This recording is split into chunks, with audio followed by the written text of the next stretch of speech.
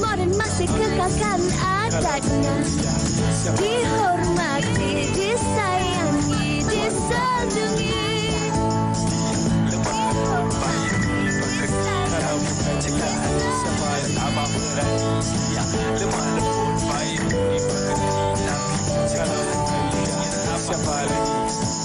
Wanita hari ini. Hello, selamat tengah hari kembali dengan penuh keceriaan pada hari Isnin bersama anda, dan seperti biasa kami akan menemani anda sepanjang 1 jam ini. Dan apa khabar anda semua? Dah habiskan hujung minggu bersama dengan rakan-rakan, keluarga, mungkin ada banyak aktiviti yang telah anda lakukan. Apapun, kami harapkan anda dah rasa bertenaga untuk memulakan minggu baharu ini. InsyaAllah. Dan saya kira kita juga nak ucapkan terima kasih kepada anda yang menonton kami secara langsung di Kaca TV ketika ini, dan juga yang terus mengikuti kami dari masa ke semasa di Facebook WHI TV3 dan juga di Tonton HD. Tadi Subi cakap tentang bertenaga dan juga bersemangat. Saya kira hari ini ramai lagi yang masih berkongsi cerita bersemangat dan macam-macam reaksi positif dan negatif yang diterima selepas yang Amat Berhormat Perdana Menteri mengumumkan tentang Belanjawan 2025 pada hari Jumaat yang lalu. Dan kita di Wanita Hari ini juga sempat kita kongsikan pada Jumaat yang lalu tentang apakah harapan dan juga jangkaan wanita tentang Belanjawan 2025 ini.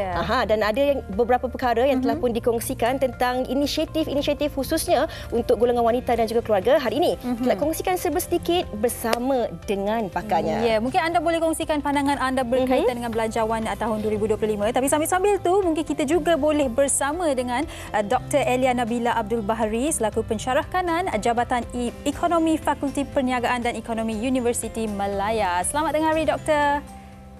Ya, selamat tengah hari. Doktor sihat, Doktor? Hari Isnin ni?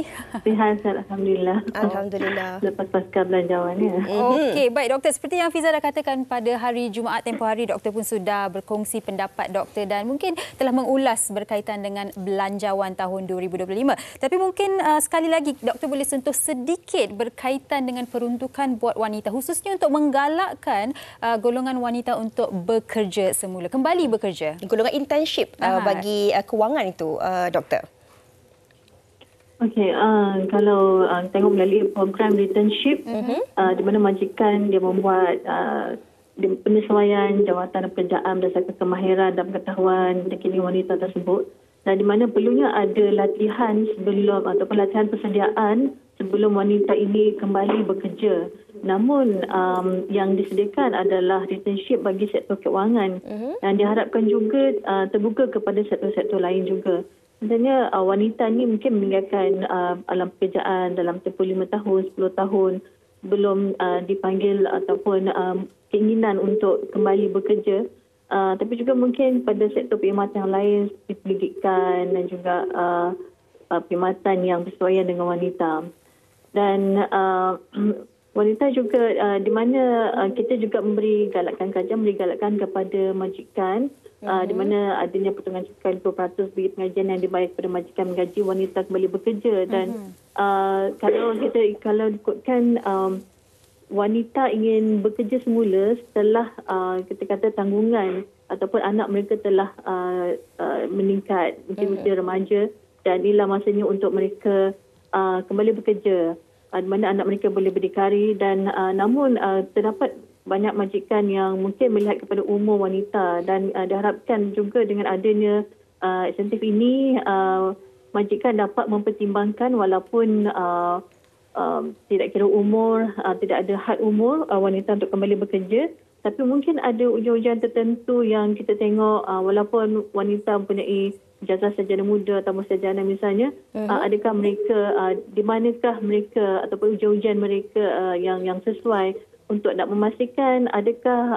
jawatan yang bagaimana, pekerjaan yang bagaimana yang perlu diberikan setelah mungkin ada sedikit susut nilai dari segi kemahiran dan pengetahuan. Di mana dari situlah mungkin ada penyesuaian dapat dibuat di situ. Kita harapkan ada galakan ataupun ruang pembelajaran ini di bidang-bidang yang lain juga ya doktor. Doktor, antara lain yang menjadi saya kira perbincangan ataupun sehingga ke hari ini tentang kenaikan gaji minima RM1,700. Dan kalau kita lihat juga hari ini di dada-dada akhbar, ada laporan yang mengatakan bahawa kesannya juga ia boleh membawa kesan kepada kenaikan yuran taska 20 hingga 25% yang dijangkakan naik pada tahun hadapan. Bagaimana kita nak mengambil titik tengah untuk melihat ini sebagai satu perkara yang lebih baik dan boleh ditambah nilai penambahbaikannya, doktor? Okey, kalau kita tengok gaji minimum ni daripada 2013 sampai 2020 kenaikannya 100%. Dan 2020 ke 2022 kenaikannya dalam 300. Dan kini dia dah akan kaji semula setiap 2 tahun dan ini kenaikan ialah 200 berbanding dengan 1,500 yang lepas. Namun saya percaya bahawa dalam menilai semula penetapan gaji minimum di bawah Minimum Wage Council, kita tahu ada wakil daripada majikan dan wakil daripada pekerja, dan penentuan 1,700 itu pasti ada justifikasinya mengikut kalau dilihat daripada segi inflasi dan perkara-perkara elemen yang lain dalam formulasi gaji minimum. Tapi inilah sangat bagus untuk mengurangkan beban kuasa hidup dan meningkatkan kuasa beli pengguna, dan dia menggalakkan penggunaan dan meningkatkan kesan pengganda dalam ekonomi. Tapi kita tidak nafikan ada setengah pengusaha kerana gaji ini dibayar oleh majikan. Dan majikan ni daripada pengusaha yang mungkin dia bergantung kepada sepenuhnya tenaga buruh. Berbanding dengan kita kata tak boleh guna mesin, misalnya taska. Taska memang kata fully sepenuhnya menggunakan tenaga buruh. Dan kenaikan gaji minimumnya memang memberi kesan kepada taska dan tadika yang terpaksa menaikkan iuran 20 hingga 25%. Di mana mereka juga terpaksa menanggung kos operasi, kos bahan mentah untuk penyediaan makanan dan kos buruh. Dan ini juga memastikan kelangsungan taska dan tadika kerana mereka bergantung 100% daripada iuran taska yang dibayar oleh ibu bapa. Namun saya melihat ini walaupun ada sedikit peningkatan dalam yuran taska kerana mereka juga perlu meneruskan kelangsungan perniagaan, nasihatkan ibu bapa untuk tidak menghantar anak mereka ke taska yang tidak berdaftar. Yang kemungkinan walaupun harganya lebih murah kerana bimbang risiko keselamatan. Kerana taska yang berdaftar ni lebih mahal sikit kerana mereka perlu diberikan latihan dan bimbingan. Dan walaupun begitu, kita juga ada banyak alternatif lain seperti menghantar anak ke taska tadika kemas yang jauh lebih murah daripada harga pasaran. Dan saya juga risau berkenaan dengan pengambilan pekerja dan mungkin akan dibekukan dalam jangka masa pendek dan sederhana memandangkan kos buruh tu sudah meningkat dan mungkin akan memanfaatkan pekerja sedia ada dengan beban tugas yang lebih mungkin. Baik. Dan doktor bercakap mengenai pendidikan anak-anak ni, banyak inisiatif dan peruntukan juga diberikan untuk kanak-kanak berkeperluan khas. Jadi mungkin doktor boleh ulas sedikit secara ringkasnya, doktor. Berkenaan yang berkeperluan khas bagi kanak-kanak, terutamanya bagi anak-anak autistik, ya. Di mana perlunya ada perhatian yang lebih. Dan kalau kita lihat dalam belanjawan 2025, kerajaan bahkan membina 11 pusat pemata untuk anak-anak autism, ada sekolah baharu berkeperluan khas dan juga allowance RM150 diteruskan. Dan kerajaan juga sokong pemberi support dari segi bantuan yuran pembelajaran anak autism di Malaysia, dan termasuklah update sekolah autistik swasta. Dan saya juga setuju dengan pusat perkhidmatan autism bagi manfaatkan komuniti autism dan juga pelepasan cukai pembelanjaan rawatan anak autism ditingkatkan. Mungkin dan saya juga mengharapkan sekiranya ada kerajaan dapat melahirkan lebih ramai lagi tenaga pakar dan tenaga kerja menjaga anak-anak autism, dan mungkin perlunya ada juga latihan kepada ibu bapa untuk menjaga anak autism kerana mereka juga memerlukan perhatian dan didikan di rumah, dan mungkin ada didikan dan cara-cara yang tersendiri bagi anak-anak autism ini di bawah pemerhatian ibu bapa. Saya nak beri contoh kepada anak autism yang berjaya tetapi di Amerika, misalnya Profesor Temple Grandin yang beliau merupakan anak autism sebelum ini dan sekarang beliau telah lama menjadi profesor di Colorado State University di Amerika. Dan bagaimana ibunya mendidik dan merawat anak autism ini dengan cara dia mengupah mentor khas kepada anak autism ini sehinggalah dia boleh berjaya dan kerana dia terdapat ada satu kemahiran tertentu seperti latihan bercakap, latihan bermain sambil mendidik. Baiklah. Dan sebagainya. Ya, itu yang kita perlukan perhatian pada golongan ini. Baiklah. Terima kasih kita ucapkan kepada Dr. Elia Nabila Abdul Bahri selaku pensyarah kanan Jabatan Ekonomi Fakulti Perniagaan dan Ekonomi Universiti Malaya. Dan Sugi, seperti kita pun telah sedia maklum bahawa Belanjawan 2025 yang telah pun dibentangkan oleh Yang Amat Berhormat Perdana Menteri pada Jumaat yang lalu, sememangnya objektifnya adalah untuk memacu pertumbuhan ekonomi dan memberi keadilan kepada rakyat terbanyak. Baik. Dan banyak lagi yang kami nak kongsikan bersama dengan anda pada hari Isnin ini. Tapi sebelum itu kita nak berhenti berehat seketika. Kembali selepas ini di WHI. Jangan ke mana-mana. Wanita hari ini. Wanita hari ini.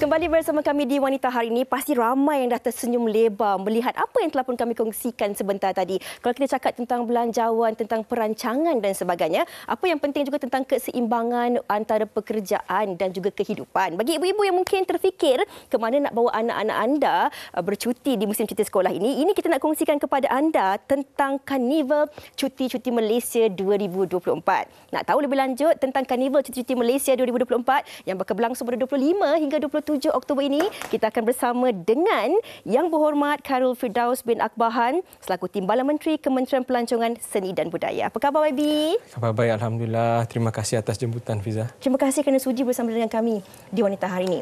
YB, kalau cakap tentang cuti ni, saya kira semua orang akan teruja. Dan kita nak kongsikan tentang kempen pelancongan domestik ni lah yang mungkin perlu diberikan nafas baharu atau mungkin memerlukan penjenamaan semula. Mungkin YB boleh kongsikan tentang ini.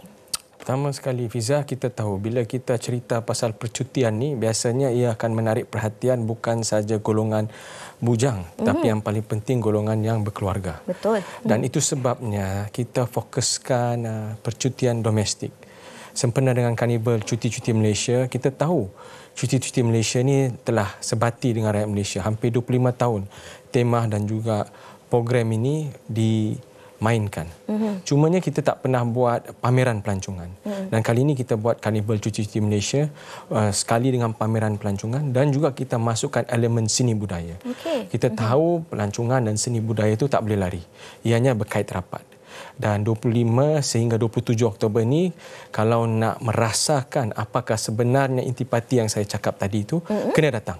Oh, kena datang. Kena datang. Okey. Tapi bila cakap tentang kena datang, ramai nak tahu juga datang ke mana ya YB? Okey. Mungkin YB boleh kongsikan dengan lebih lanjut lagi tentang penganjuran Karnival Cuti-Cuti Malaysia 2024. Saya sebagai promotor Karnival ni, saya kena jelaskan satu persatu. Kita akan langsungkan Karnival Cuti-Cuti Malaysia ni di Wisma Craft, Jalan Konleh 25 sehingga 27 Oktober. Banyak perkara-perkara yang menarik kita akan hidangkan. Tapi yang paling penting ialah pakej pelancongan itu sendiri yang kita promosikan untuk ataupun di dalam negeri kita. Pakej yang kita sediakan memang berlainan. Hampir 100 penggiat industri turut terlibat. Diskaun ataupun potongan harga ataupun harga yang berpatutan sehingga 15% ke 50% potongan harga kita akan berikan. Dan ini adalah peluang terutamanya rakyat Malaysia untuk melihat keindahan negara kita sendiri. Ini adalah peluang juga untuk rakyat Malaysia melihat betapa indahnya dan betapa manisnya seni budaya kita. Nilai dan makna itu kita nak bawa di dalam Karnival Cuti-Cuti Malaysia. Kita lock nilai dan makna tu. Itu yang ingin kita bawakan. Mungkin tadi YB dah kongsikan tentang ada pakej-pakej yang ditawarkan untuk Karnival Cuti-Cuti Malaysia 2024 ni. Apa agaknya YB antara kelainan pakej-pakej yang ditawarkan untuk KCCM 2024 ni? Basically pakej yang kita tawarkan ni kebetulan saya telah dilantik sebagai Timbalan Menteri Pelancongan Seni dan Budaya. Selama ni kita tak menyedari banyak tempat-tempat yang menarik. Banyak tempat-tempat yang boleh orang cakap mempesonakan kita semua. Contoh yang saya boleh berikan ialah stargazing. Kita ada lebih kurang macam aurora lah kalau di negeri Finland, Norway dan Denmark. Tapi di Kota Belud kita ada stargazing yang cantik. Kita ada stargazing di Bukit Fraser. Kalau nak lihat kapet awan ataupun awan kapet, kita boleh naik kereta api ke Dabung. So banyak tempat-tempat pelancongan. Kalau kita tak melihat dengan mata sendiri, mana mungkin kita boleh jual Malaysia sebagai tempat destinasi percutian yang paling utama. Dan ini Karnival ini sebenarnya kita bukan saja macam saya cakap tadi, bukan nak fokus kepada pelancongan semata-mata. Kita juga nak bawa nilai seni budaya kita, kerana masyarakat kita berbilang kaum, berbilang latar belakangnya. Dan kalau kita tak mengambil ini sebagai kekuatan, saya risau ianya tidak dapat berjalan seiring dengan objektif kementerian dan juga Jabatan Tourism Malaysia itu sendiri. Saya tertarik dengan apa yang YB katakan itu. Bagaimana juga sebenarnya untuk kita mencipta memori itu. Banyak lokasi-lokasi menarik yang cantik di negara kita ini kan YB. Mungkin YB boleh kongsikan juga kepada penonton kenapa agaknya orang ramai perlu berkunjung ke Karnival Cuti-Cuti Malaysia 2024 ni, dan apa antara pengisian lain yang mungkin dapat mereka peroleh jika berkunjung ke sana. Saya pun suka ayat yang Fiza guna itu, melalui pengalaman. Post-Covid ni banyak cita rasa ataupun bentuk percutian yang masyarakat nakkan ialah pengalaman. Bukan setakat untuk melihat ataupun melihat bangunan tinggi, bukan setakat untuk membeli belah, tetapi pengalaman. Itu yang kita cuba terapkan. Dan sempena dengan Karnival Cuti-Cuti Malaysia ni, buat pertama kalinya kita anjurkan pameran pelancongan sebegini dengan kerjasama pelbagai agensi di bawah Kementerian Pelancongan Seni dan Budaya, dengan kraft tangannya, dengan Balai Seni Negara, dengan Jabatan Kesenian dan Kebudayaan, Istana Budaya, Aswara, untuk kita memperagakan produk-produk yang ada di bawah agensi kita. Contoh yang saya boleh berikan dalam masa yang singkat inilah Jabatan Warisan Negara. Kita akan selitkan makanan-makanan warisan yang ada di dalam negara kita supaya identiti itu tidak hilang. Itu pertama. Kedua juga kita ada pengisian dari sudut aktiviti. Bagaimana pengunjung-pengunjung boleh melibatkan diri dalam proses pembuatan batik, dalam proses pembuatan kraft itu sendiri. Itu sebabnya juga objektif utama kita adakan Karnival Cuti-Cuti Malaysia ni di Wisma Kraft. Tak ramai rakyat Malaysia tahu sebenarnya Wisma Kraft ni terletak di tengah-tengah ibu kota, Jalan Konleh. Ini adalah peluang keemasan untuk rakyat Malaysia semua melihat sendiri dengan mata mereka sendiri dan merasai dengan tangan mereka sendiri bagaimana mereka boleh melibatkan secara terus, secara langsung dalam sektor kraft kita. Saya kira mungkin ramai dalam kalangan penonton dah pun teruja untuk hadir ke Karnival Cuti-Cuti Malaysia ni, kerana bukan saja mereka boleh tahu ataupun lihat destinasi-destinasi yang menarik, tetapi ada aktiviti juga yang boleh mereka jalankan bersama. Dan dari segi sasaran pengunjungnya YB, berapa agaknya disasaran? Kalau hari ini saya masuk wanita hari ini, kalau dapat tarik 50,000 kita datang lagi lah. Tapi sasaran kita dalam 10,000 pengunjung. Pasal ianya dilakukan untuk pertama kali. So kita akan pastikan promosi itu kita akan perkuatkan dan perkasakan. Tapi yang paling penting kena hadir untuk merasai pengalaman itu sendiri. Kerana ianya bukan setakat pameran pelancongan, tetapi ianya juga berbentuk festival, karnival. Jadi biasanya bila kita sebut festival karnival ni intipati dia banyak. Ya. Kadang-kadang ramai dalam kalangan pengunjung ni mereka nak pergi YB, tapi yang menjadi kegusaran mereka tentang pengangkutan. Nak parking kat mana, nak pergi senang ke susah dan sebagainya. Ada tak sebarang mungkin pengangkutan awam ataupun shuttle yang disediakan? Itulah saya ucapkan terima kasih kepada pihak Tourism Malaysia kerana mereka telah memikirkan cara untuk memudahkan perjalanan pengunjung-pengunjung. Kita ada sediakan shuttle di pusat Matic dan juga kita ada bekerjasama dengan syarikat Hop On Hop Off. Kalau siapa yang ikut City Road akan singgah kat Wisma Craft. Siapa nak parking kereta kat Wisma Matic, kita ada shuttle. Selain itu juga untuk makluman semua, Wisma Craft ni berdepan dengan stesen MRT Jalan Konleh. So tak sampai 5 minit jalan kaki dah sampai Wisma Craft. Boleh naik MRT. Jadi ada banyak cara ataupun mudahnya untuk pergi ke kompleks Craft tersebut. Jadi tak ada alasan lah untuk tidak pergi ataupun berkunjung ke Karnival Cuti-Cuti Malaysia 2024 ni. YB, mungkin YB boleh kongsikanlah juga kepada penonton apakah sebenarnya harapan YB sendiri terhadap sektor pelancongan domestik ini? Harapan kita untuk sektor pelancongan domestik ni, kita nak merayatkan pelancongan terutamanya supaya pelancongan di negeri kita, dalam negeri kita itu affordable dan ianya boleh dinikmati oleh semua lapisan masyarakat. Itu yang pertama. Kedua juga kita mau pastikan supaya industri-industri kita dapat berkembang di dalam negara ini berdasarkan dan juga berprinsipkan percutian domestik. Tanpa sokongan yang kuat daripada kita, saya risau industri-industri sektor pelancongan ini tidak dapat memaksimalkan kekuatan mereka. Dan akhir sekali saya juga mahu menjemput siapa yang melihat program ni, datanglah ke Karnival Cuti-Cuti Malaysia, terutamanya untuk kaum wanita. Kita ada buat pusat saringan kesihatan secara percuma. Jadi itu adalah salah satu cara kita untuk menarik kaum wanita. Kita tahu kaum wanita kalau di rumah ni dia yang buat keputusan. Itu sebabnya saya pun hadir untuk memberikan keyakinan kepada kaum wanita untuk menjemput suami diorang, keluarga diorang bersama-sama kita di Karnival Cuti-Cuti Malaysia. Pilihan yang tepat YB. Sebab wanita ni bukan saja isteri, bukan suami tak takut isteri, tapi dia hormat isteri dia. Kita kena hormat. Dan kadang-kadang seorang anak juga dia akan dengar apa yang ibu dia cakap. Betul. Mungkin mak dia cakap, nak, tadi tengok wanita hari ni YB cakap ada Karnival Cuti-Cuti Malaysia. Jom bawa mak, dia bawa YB. Okey. YB, mungkin YB boleh kongsikan juga kepada penonton-penonton. Kalau ini tentang Karnival Cuti-Cuti Malaysia 2024, dari segi jangka masa panjangnya, mungkin YB boleh kongsikan tentang Tahun Melawat Malaysia 2026 nanti. Tahun Melawat Malaysia akan dilangsungkan pada tahun 2026. Itu sebabnya sebelum Tahun Melawat Malaysia ni bakal berlangsung, kita perlukan pendekatan dan juga memberikan kesedaran kepada seluruh masyarakat di luar sana. Bukan setakat masyarakat Malaysia tapi juga masyarakat di luar Malaysia. Ini adalah salah satu cara dan salah satu pendekatan supaya kita dapat kuatkan sektor pelancongan domestik, supaya ianya juga dapat dilangsungkan secara jelas kepada masyarakat di luar sana. Bagaimana cara untuk kita memperlihatkan kejayaan Tahun Melawat Malaysia 2026 tanpa sokongan yang kuat daripada sektor domestik, sektor pelancongan domestik itu sendiri. Dan banyak program-program yang kita rencanakan untuk tahun hadapan. Kebetulan tahun hadapan kita akan menjadi pengurusi ASEAN. Dan menjadi pengurusi ASEAN ini peluang yang terbaik untuk kita memperagakan produk kita di negara ini.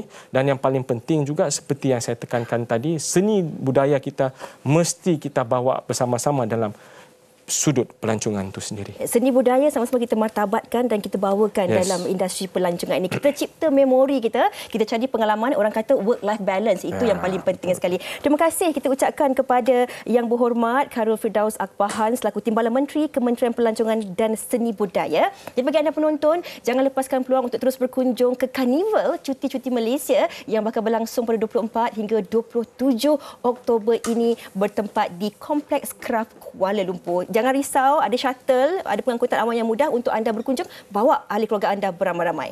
Izzah pun kena datang ya? InsyaAllah, takkan tidak YB, mesti sampai. Betul. Tapi YB saya nak tanya YB, menjadi seorang yang berhormat hari ini, adakah ini pernah menjadi angan-angan YB sendiri? Saya tak boleh kongsi angan-angan. Tetapi satu je saya boleh kongsikan. Apa yang kita impikan, tidak ada yang mustahil dalam dunia ni kalau kita memberikan fokus yang paling utama. Kedua juga, kalau kita bekerja bersungguh-sungguh. Saya harap jawapan tu bolehlah menjawab segala persoalan. Boleh, Fiza. YB. Saya ambil jawapan tu, saya lock, kita retweet banyak kali. Sebab kita cakap tentang setiap kejayaan yang kecil tu juga mungkin bermula dengan impian dan cuba angan-angan. Betul. Jadi bagaimana cara untuk kita merealisasikannya? Itu akan terus kami kongsikan bersama dengan anda penonton di Wanita Hari ini dengan topiknya Tak Salah Untuk Berangan. Kita jumpa selepas Tak ini. salah. Terima kasih YB. Terima kasih, Fiza. Kan kita ada buat video Kevin Hancing itu. Kenapa? Ada orang DM kau ke nak review kita? Tak, aku curious lah. Kita kan dah tua. Siapa nak tengok video kita? Lah tak apalah. Kita buat video for fun je. Tapi aku nak famous lah. Kau ni. Wanita hari ini. Wanita hari ini. Kalau akulah jadi kaya macam Datin tu. Tak apa. Aku tengok bayangkan kau kaya macam Datin.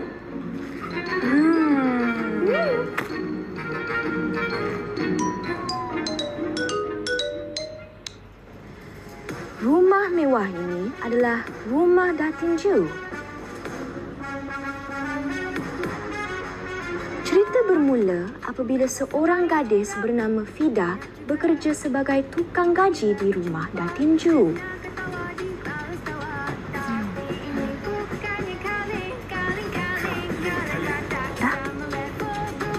Hai guys. Okay guys, hari ni I nak tunjuk dengan korang gelang-gelang yang I baru beli. So, dekat sikit. Gelang ni ada dekat Dubai je dan I pun beli dekat Dubai. Dekat KL tak ada lagi. Oh by the way, duit-duit atas meja ni is just 0.3% of my whole money. So I tak adalah nak menunjuk pun. I just nak kira lah berapa banyak duit yang I ada sebenarnya. Lagipun I suka cash. Jumpa lagi dekat video yang seterusnya. Aku jadi Datin jahat. Sabar, benar sakit. Sekarang balik intro cerita. Kejap.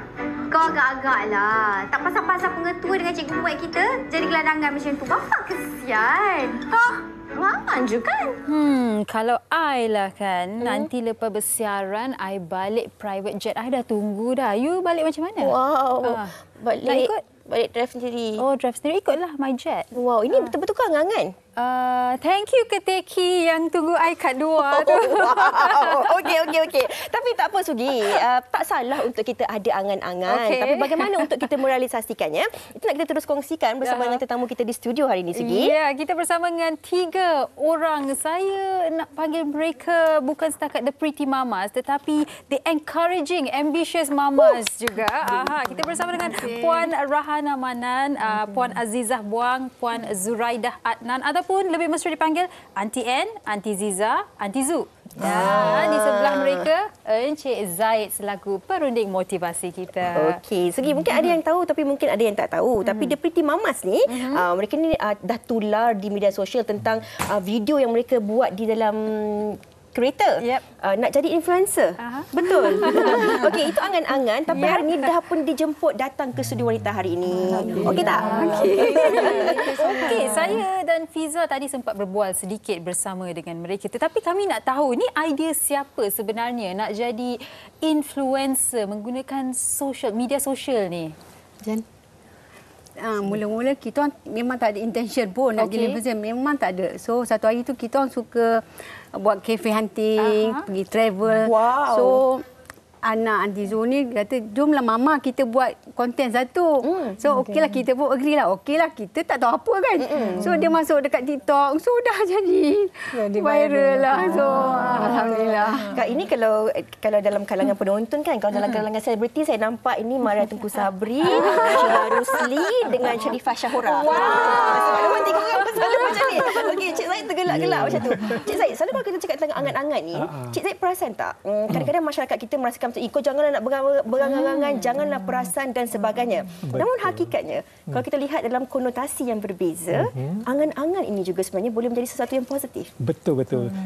Bismillahirrahmanirrahim. Assalamualaikum semua. Ya, betul. Kalau dulu berangan ni orang letakkan sebagai negatif. Kau ni berangan je bila kau nak buat kan. Tapi sebenarnya kalau kita tengok banyak benda bermula dengan angan-angan. Betul tak? Sebab dengan angan-angan itulah buat kita rasa best pula benda ni kan. Macam contoh kan. Saya sangat tertarik dan kagumlah dengan pencapaian. Sebab orang kata dah sampai, boleh kata sampai certain stage, tak payahlah kan buat. Tapi sebenarnya tak ada halangan kan. Asalkan kita nak buat benda tu dan orang lain boleh buat. Kenapa kita tak boleh buat kan?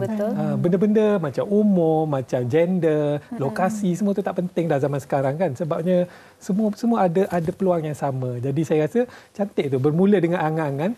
Dulu-dulu saya ada seorang cikgu. Cikgu saya boleh kata dia mengubah hidup saya sebab kita biasa dengar cerita angan-angan Mak Jenin, kita gelak. Betul. Kan kita pelekehkan angan-angan Mak Jenin. Tapi cikgu saya marah. Dia kata kamu jangan gelak dekat Mak Jenin. Mak Jenin ni contoh orang yang berangan-angan dan ada wawasan. Sebab dia punya langkah tu dah ada step by step dah. Kalau kita tengok cerita dia kan. Naik kutip kelapa jual, itu planning tu sebenarnya. Cuma yalah dijadikan cerita. Execution dia tak sempat. Dia orang dah perbodohkan dia. Sepatutnya cikgu saya kata kamu kena berangan-angan macam Mak Jenin. Dan saya berangan-angan, alhamdulillah banyak juga tercapai. Ada angan-angan nak keluar dari Malaysia tak sebenarnya? Ada. Orang lain boleh masuk TV, aku nak masuk juga. Dapat. Alhamdulillah. Termasuklah usaha lah, kena buat jugalah. Bermula dengan angan-angan. Dan saya setuju dengan apa yang Cik Zaid katakan tadi. Betul. Bila kita berangan-angan, ada positifnya, ada negatifnya. Dan positifnya juga saya rasa ia membantu kita mengalihkan fokus kita. Jadi saya nak tanya kepada mungkin Aunty Ann. Aunty Ann, mungkin 32 tahun persahabatan anda. Anak-anak pun dah besar sekarang ni kan. Jadi adakah betul bila berangan-angan nak jadi mungkin content creator ni, ia membantu untuk mengalihkan fokus bila dah tak ada apa sangat nak buat di rumah?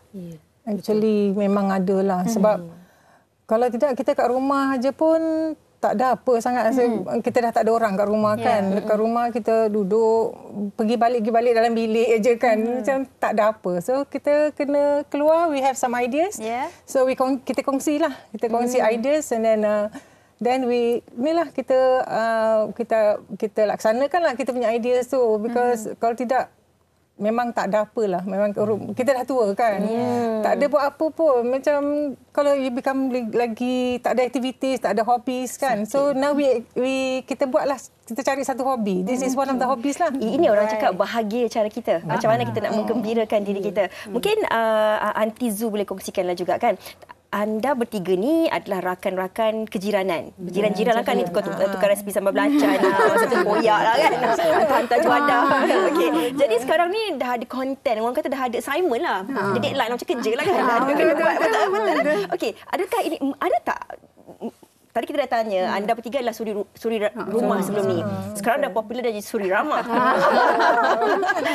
Jadual kehidupan tu dah berubah ke, berbeza ke? Atau sebenarnya anda rasa dia lebih bersemangat? Maklumlah bila dah masuk ke fasa umur ni, kita rasa macam anak-anak dah sibuk dengan hal masing-masing. Kalau ada cucu-cucu nak balik hujung minggu dan sebagainya kan.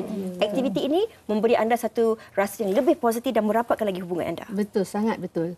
Sebab sebelum ni kita sibuk membesarkan anak. So daripada anak kecil, hantar sekolah, tuition, ulang-alik bertahun-tahun sampai dia orang habis sekolah, sampai masuk ULA kan. So now we have ample time masa dengan kita, apa kita nak buat. Since all three of us enjoy food. Okey. Happy-hati. Saya boleh join bulan ni. Itu saya nak masuk marhaban. Ada orang nak kasih. Pizza sekali kan. Nak kasih marhaban. Bolehlah Nanti Mama. Terus naik lagi. Kita tunggu lagi 20 tahun. Sebab tak kena sama umur dengan kami. Sebab takut nanti vibes tak sama. Saya boleh turun bawa kereta. Tapi tadi kita bertanya kepada Encik Zaid, sama ada Encik Zaid berangan-angan untuk masuk TV ataupun WHI. Anda bertiga pernah tak tengok WHI satu hari kan? Aku pun nak masuk WHI lah. Tengok tapi tak berangan, tak terlintas. Tak terlintas langsung. Bukan memang kita rasa tak tercapai benda ni. Memang kita bukannya ada talent ke apa kan. So memang out of the world lah kalau kita dapat ni. Okey. Kita nak berbalik kepada angan-angan tu. Saya kira anda bertiga pun mungkin ada angan-angan yang mungkin satu ketika dahulu mungkin tak dapat direalisasikan. Kehidupan kita ni berbeza-beza. Kadang-kadang ada kekangan masa, kekangan keuangan dan macam-macam kekangan lagi. Ada tak angan-angan dulu yang tak dapat tapi sekarang ni dah dapat tercapai? Di mana lepas dapat dari segi kita nak keluar makan, kita nak pergi holiday sama-sama dengan kawan. Lain dengan family lain, dia punya seronok tu lain dengan ni kawan-kawan lain. So yang tu tercapailah. So alhamdulillah tercapai. Kita ni sebenarnya satu kepala. Kita ni nak pergi makan kata durian di mana sedap pun kita pergi. Saya rasa kalau saya duduk sini boleh lah. Boleh kan?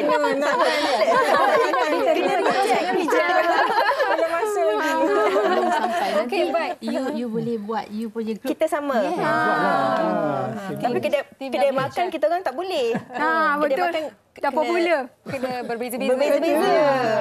Baik. Dan Cik Zaid, berbalik kepada berangan-angan. Kita dah kongsikan yang ada positifnya. Tapi negatifnya juga harus kita fikirkan. Sebab kalau asyik berangan-angan sahaja, tak ada execution, memudaratkan diri kita. Kan? Dan kita harus tahu bila harus kita orang kata snap out of it dan kita ketahui apa sebenarnya realitinya. Betul.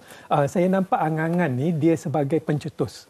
Pencetus untuk kita bergerak ke hadapan. Sebab ada orang dia angan-angan tapi dia tak bergerak ke hadapan, dia jadi hidup dalam khayalan je lah. Kan?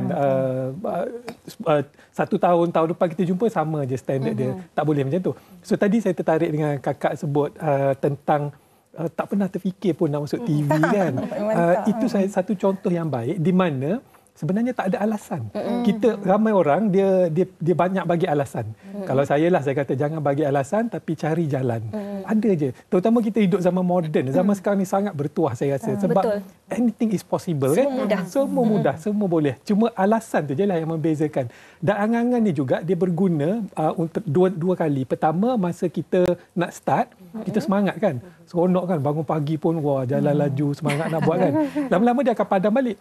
Bila macam-macam, Allah tak boleh lah. Orang ni kata no lah. Kalau buat video pun krik-krik tak ada orang like kan. Dia akan rasa nak down balik. Tapi masa tu angan-angan dia jadi pencetus yang kedua. Kita balik kepada angan-angan asal, kaji step mana yang salah. Mungkin kita konten tu tak sesuai dengan orang ke, ataupun kita tak promote ke apa-apalah. Cari jalan, insya-Allah akan jangan berhenti berangan-angan lah saya rasa. Teruskan. Saya suka apa yang Cik Zaid katakan tentang kita ni jangan berhenti berangan-angan. Tadi macam kakak-kakak ada cakap juga yang dulu satu ketika dulu tak dapat, tapi sekarang ada perkara yang dapat dilakukan. Tapi Cik Zaid, macam mana kita nak bezakan antara angan-angan dan cita-cita? Sebab kadang-kadang kita rasa sama ke? Ke ada beza? Macam mana tu? Bagi saya, angan-angan ni adalah raw material atau bahan mentah kepada cita-cita. Bahan mentah. Sebab dia peri lah. Dia peri lah, ya. Orang panggil ada impian, angan-angan, mimpi, semua ke dreaming tu semua ramuan untuk kita jadikan cita-cita tu dah jadi macam action plan dah. Cita-cita tu kita dah okey aku nak buat ni, macam mana nak jadikan pencapaian dia, papa ada step dia. Tapi sebelum masuk nak cita-cita tu kita kena berangan dulu. Termenung, senyum seorang-seorang kan. Manifest ke kalau orang putih kata? Manifestation of your dreams. Manifestasi impian anda, something like that.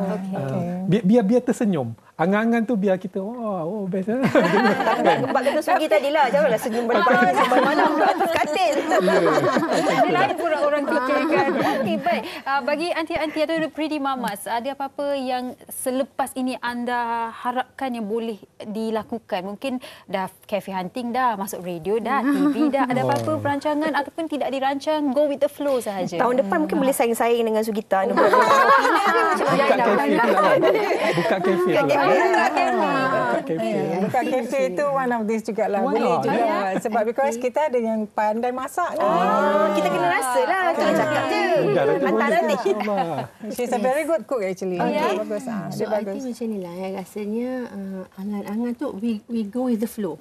Sebab at our age kan. Umur kita sekarang ni pun 60 plus really orang muda. Tapi yang saya harapkan whoever yang follow kita, yang tengok kita punya video tu, mungkin mereka ada dapat satu yang positif. Manfaat. Sebab kita kena buat video ke konten yang ikut umur kita. Betul. Kita tak boleh berlagak macam orang muda.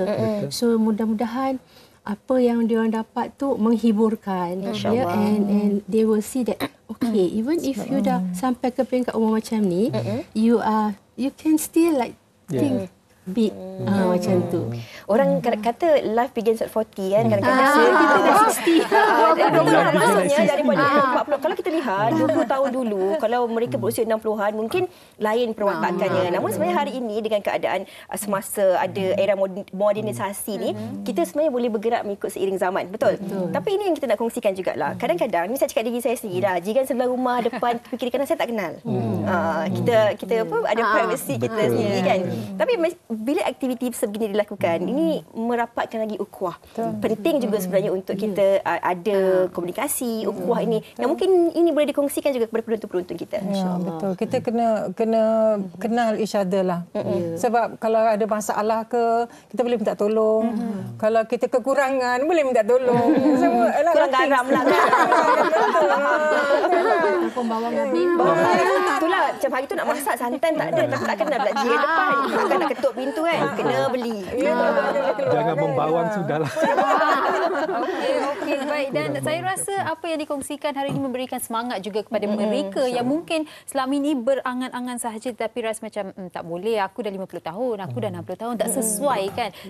Sebabnya mereka yang meletakkan limitasi itu. Jadi seperti yang Puan katakan tadi, kalau kita rasa ianya sesuai, bermanfaat, teruskan sahaja kan. Dan seperti yang orang selalu katakan, stay young at heart. Jaga kesihatan.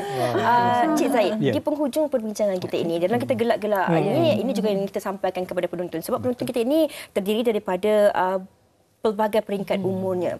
Bagaimana untuk kita menoktahkan angan-angan ini menjadi sesuatu yang positif dan bagaimana kita mengelakkan konotasi negatif terhadap angan-angan. Terhadap angan-angan. Okey. Saya nak mainkan dengan perkataan angan tu sendiri. Kalau kita boleh ambil perkataan tu, jadikan positif. A tu aspirasi. Kita tengok kakak-kakak, wow, inspired kan? Saya nak sihat macam ni insyaAllah. Kan? Sihat, happy, ceria. Itu je yang kita nak sebenarnya. Kan? Itu A. N tu niat untuk kita jadikan realiti. Jangan aspirasi saja. Lepas tu G, gambarkan apa yang kita nak. Gambarkan macam nak masuk TV, nak buat kafe, nak pergi sana, pergi tu, gambarkan dulu.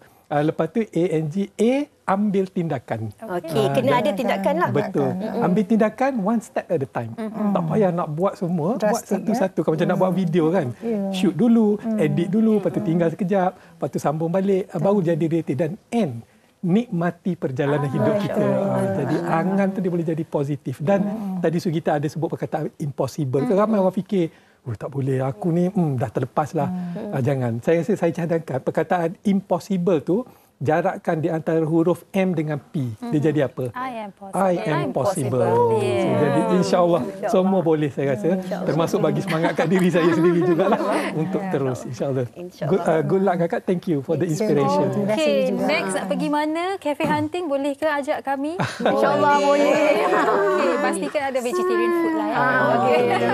Saya kalau kat dalam tim WHI ni, saya dah nak dekat pencen sikit. Jadi dia orang lah kena bawa saya lepas ni.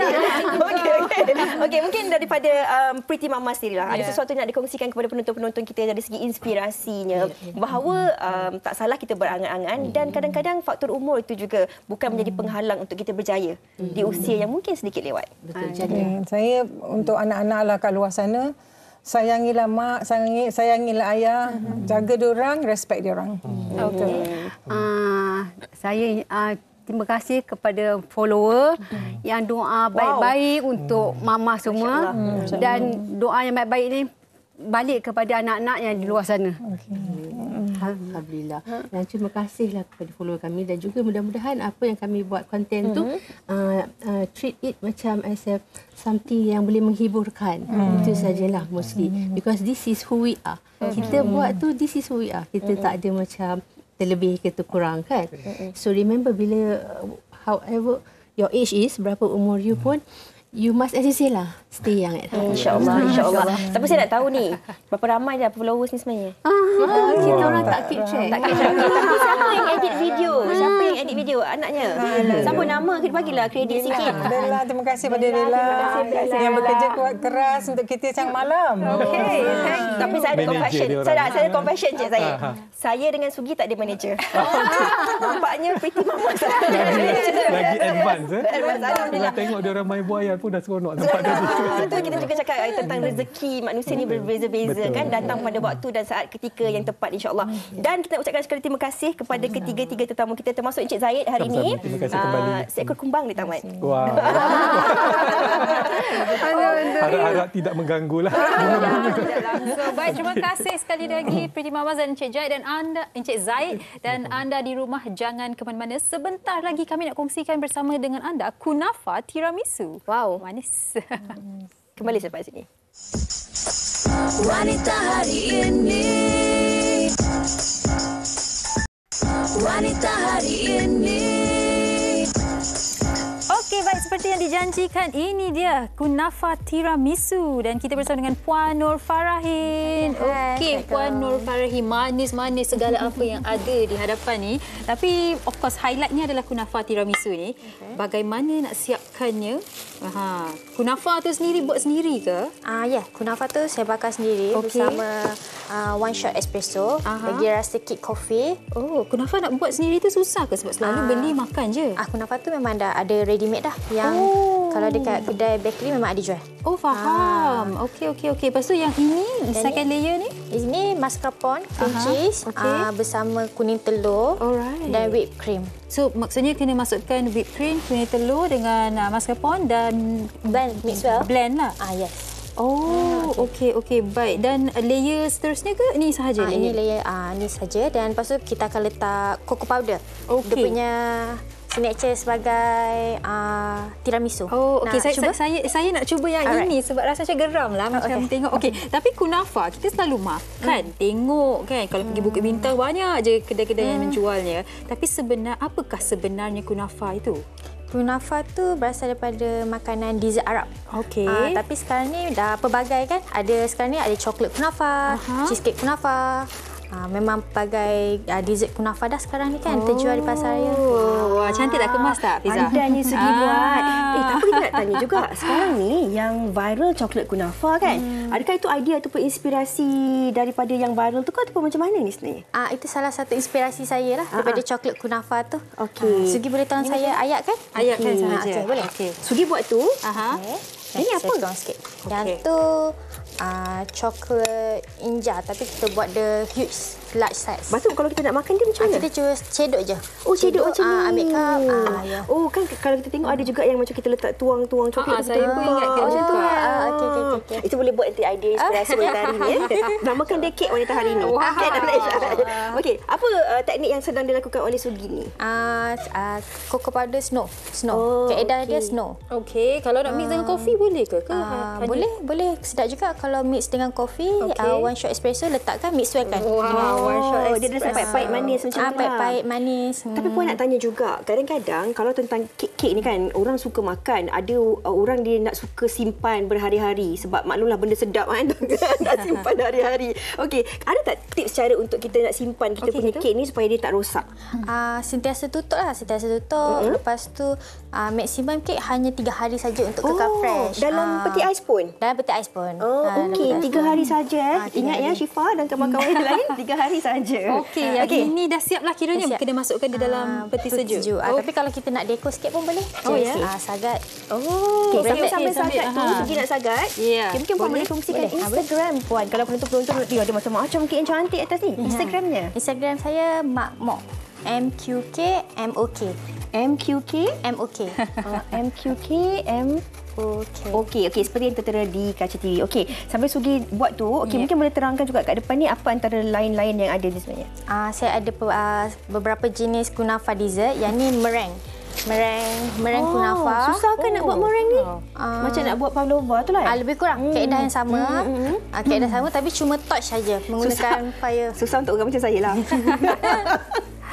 Okey, lagi kita ada apa? Yang ni kita ada kunafa cheesecake. Yang ni kita ada meringue pavlova. Yang ni peach strudel.